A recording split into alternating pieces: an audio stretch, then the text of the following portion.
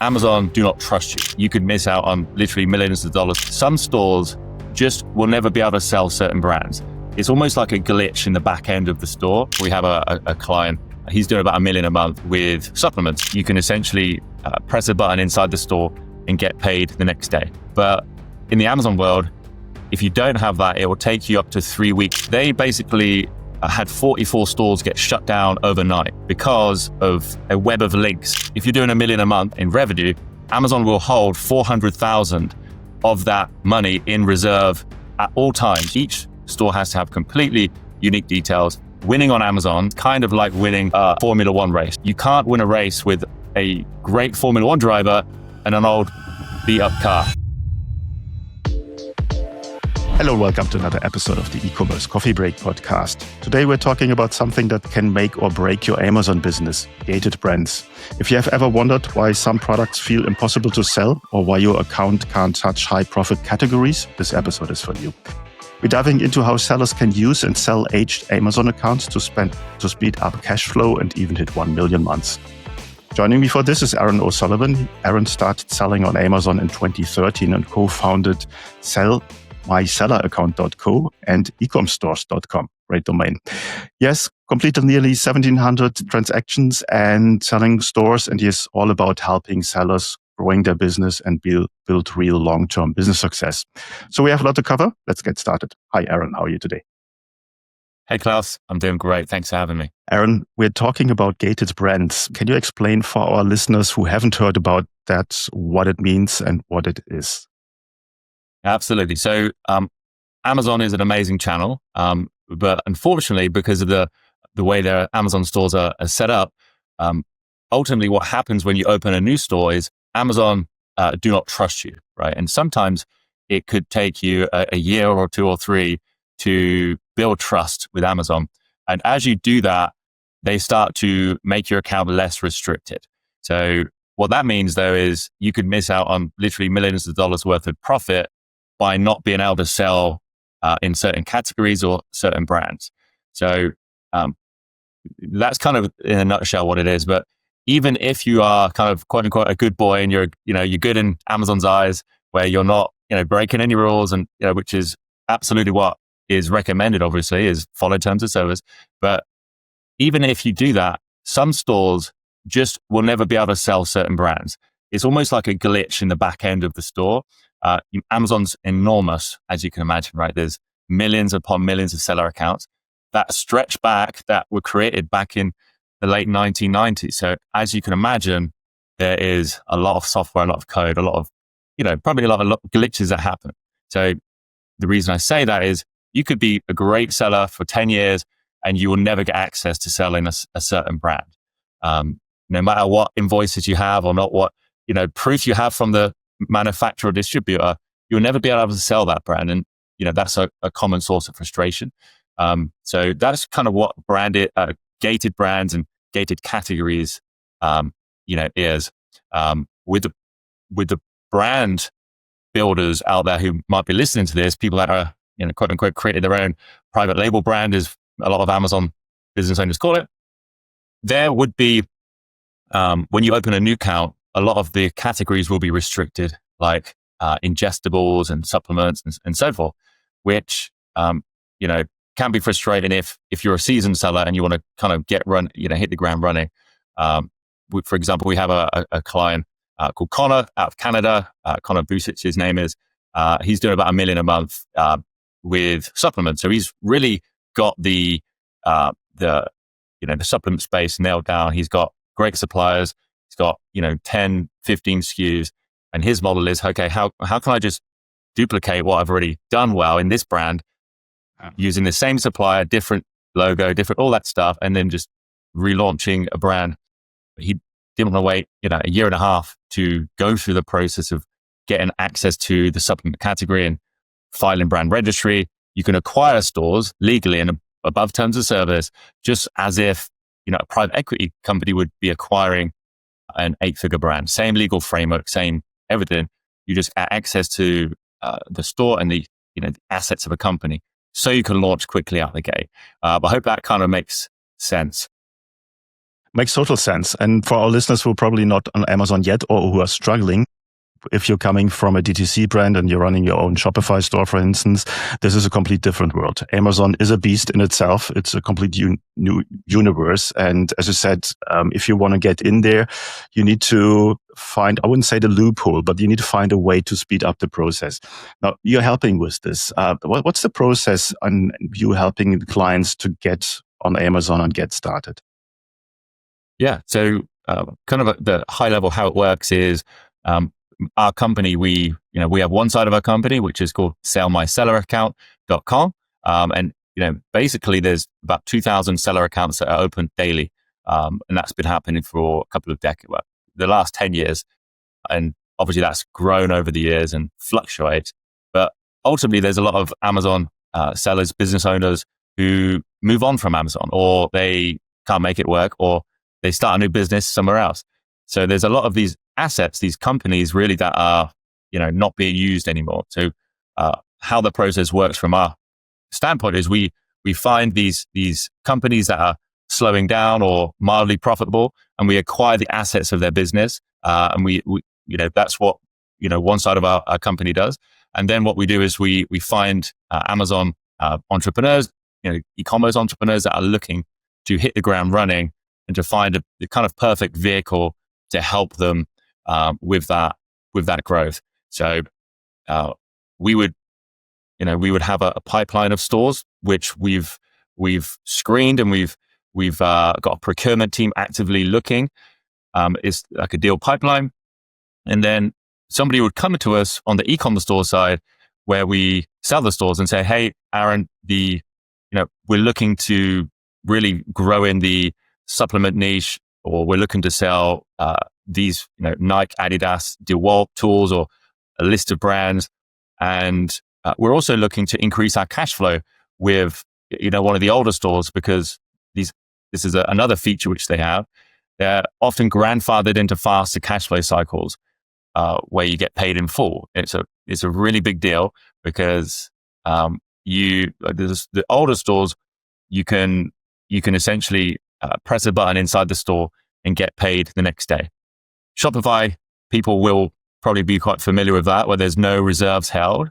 But in the Amazon world, if you don't have that, it will take you up to 3 weeks to get your money in full. So the cash flow cycle is a 3-week wait. And that's, a real challenge, in e-commerce. As everybody knows, cash flow is king. And the faster we can get our money back, the faster we can deploy into inventory to grow the business. So anyway, somebody would come to us with a brief. This is what we're looking for.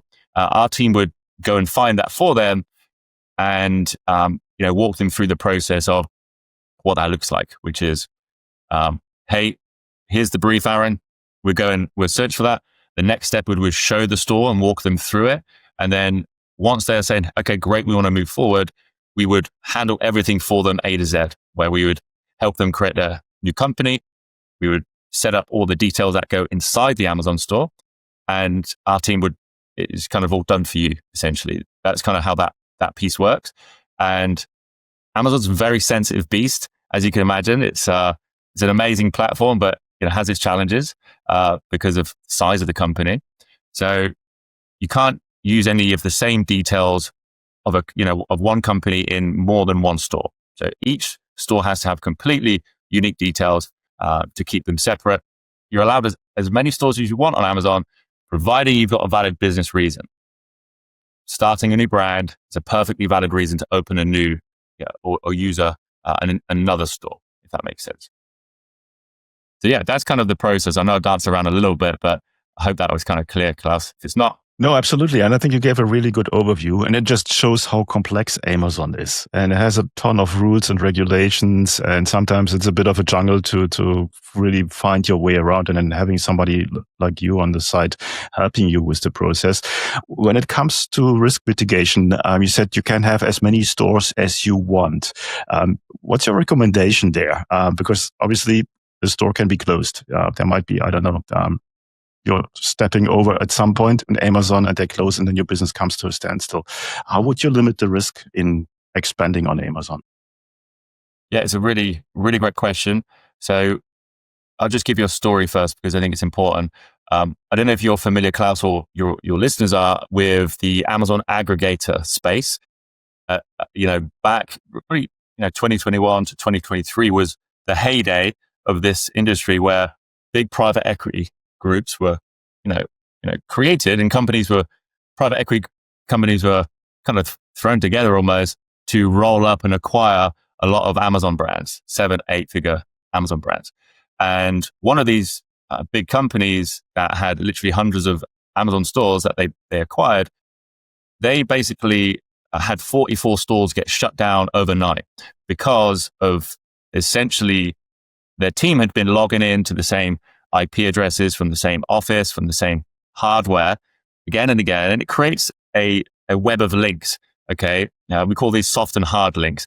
But what happens is if one store goes down, if Amazon's AI freaks out and it's like, oh, well, this product's counterfeit or something like that, which it unfortunately often does, it can take down, like domino effect, in this case, 44 stores, and they were down for months. So it's a complete nightmare on that sense. So you have to be very careful to every store has to be in its own moat sort of thing. Like, so we call it a digital moat with its own virtual private server and residential static proxies, just to keep it separate from any other store. So, if you're going to the airport and you're logging into Starbucks from their Wi-Fi and you're logging into your main Amazon store, then any other person that's logged into that Wi-Fi will essentially have a soft link, a hard or a soft link to your store, depending, on a few factors. And if somebody was a bad actor and he was scamming people on Amazon, and that's now linked to your store. So as that accrues over time, it can cause nightmare situations like I explained. So we'd recommend, like we work with one of the top 5 Amazon sellers in the world. There's about 900 million per year in revenue. It's a wholesale seller, and these guys that are doing even 8-figure sellers, these guys just accept suspensions as part of the game on Amazon. Although it's frustrating, especially more of the wholesale guys, because these guys just accept it as a cost of doing business. Sometimes your store's going to go down for a few months. Inevitably, you get them open again. If you're innocent, you will get that, but it might be 3 months, it could be 3 weeks.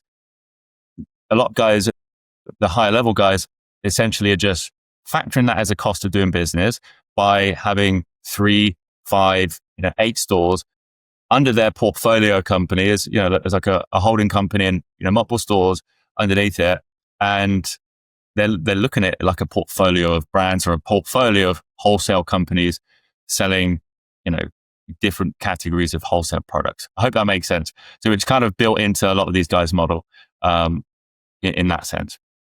Mm-hmm. Makes perfect sense. I've met people and also with friends of mine who basically got shut down their business overnight. They had one seller account, and as you said, it can take a long time to get it back. And then it's better that you have a backup system there and you can switch from one store to another. I want to talk a little bit on the other side, on selling stores. That's part of your business. How does that work? If I have a store, I want to get rid of it. As I said, there might be various reasons for it. And I approach you. What are the steps? Yeah, it's a great question. So it's pretty straightforward. So we look at hundreds of stores every month, depending on the applications, what might be happening. If we're running ads or we have partners promoting us, then typically we see a couple of hundred stores a month. So people reach out to us. They'll fill in a simple form, and then we'll hop on a call with our team member on Zoom, which is about 20 minutes long. And we just go through the account health, see what the sales history is, and just get a feel for the account, make sure there's no red flags. And that's the first part. Once we've reviewed the store, if it's something that we're kind of looking for, we're quite picky because whatever we buy, Amazon's very sensitive. So we want to make sure the store's clean, it's healthy, it's not, you've got a load of red flags on it, because ultimately we're going to sell that to somebody, and that's a vehicle that they've got to get inside of and drive their business with, right? So we don't want to be selling a beat up vehicle. So once we review the store, though, we make an offer, we sign asset purchase agreement. So we acquire the assets of the business, and then we use Escrow, put the money into Escrow, and then we transfer the store and release the funds, and then that's pretty much it. And there's, we're on hand at any point in the future as well, if anyone's got any questions, to support them in that regard. But it's pretty seamless, and it's pretty hands off. There's a lot of folks might have inventory left, so depending on what happens, if they've got a few hundred units, if they're selling through them, we kind of just let that happen, and yeah, we support them before, during, and after. Mm-hmm. Let's talk a little bit about timelines. So timeline, I want to sell my store, and timeline, I want to buy a store. How does that look like? Yeah, it's about 3 weeks on the selling side. So if you've got a store and you're like, hey, I want to get rid of this, it's about 3 weeks, 3 to 4 weeks to complete. On the buying side, it kind of depends if we've got the store you're looking for already in our pipeline. If we do have that, then it's going to be 2 to 3 weeks.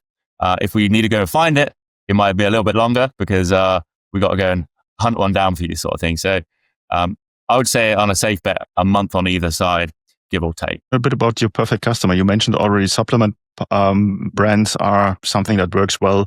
Are there specific industries or niche that do very well? Yeah, so we work with a lot of wholesale Amazon sellers where they're looking to sell, Nike, Adidas, DeWalt, or a whole variety of different brands on Amazon, and that's a big part of our customer base.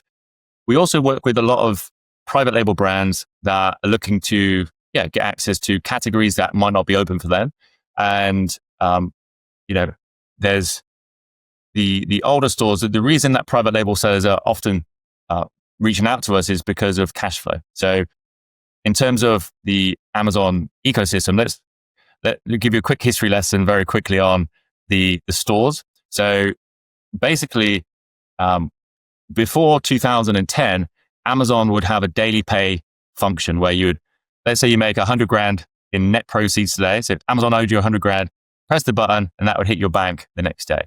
Amazing for cash flow, changer, and it's really hard to compete with these kind of stores. Then in the next kind of store was from about 2012, where they said, okay, we're not going to do the daily pay. We're going to give you 7 days now. So you can't get your money out for 7 days. It's going to accrue in the store, but you're going to get paid in full. And then what happened in 2016 is Amazon said, no, we are, ultimately, we're going to now put a reserve on your store and we're going to hold money for 3 weeks, essentially. So if Amazon owed you 100 grand, you would have to wait 23, 24 days to get that full 100 grand, right? Back in 2010, it'd be the same day, which is, 23 times the speed, right? So you can imagine what that does with your cash flow. If you're doing $1 million a month in revenue, Amazon will hold 400,000 of that money in reserve at all times. You can never get rid of this thing, right? And let's say you're making 10% on your money. Now that 400K deployed 10% is what, 40,000 a month in net profit, right? So that is a lot of money, right? And that compounds like compound interest does over time. And that's an opportunity cost, right? So these are why private label sellers reach out to us, because the older stores, they don't have that reserve, that hold on your money. So they can deploy into more inventory, and they just play a different game because you play that out over a year or two. It's a huge advantage in cash flow and profit. So that's why private label sellers usually brand builders seek out the stores, the older stores. So yeah, I hope that answered your question. It does, and it shows you how difficult this is. As I said, cash flow is king, and a lot of brands, if you're losing out on so much money every month, and probably you might have returns, you might need to sell from new stock and whatever, buy new stock, things can become very tricky. And I think you should get a older account as quick as possible to get the benefits from the older account. How do you charge? What's your pricing structure? It depends on the stores themselves. So every store has its own metrics. It has its own history. So generally on the, let's say an example, somebody comes and say, hey, this is my brief. Then we would say, okay, we're going to go find you a range of stores. When somebody acquires a store, for example, we had a guy, James, he's got a couple of stores from us now. He came to us with the issue of being restricted in a brand. He was like, okay, it was actually about a year ago today, actually, or around about this time a year ago.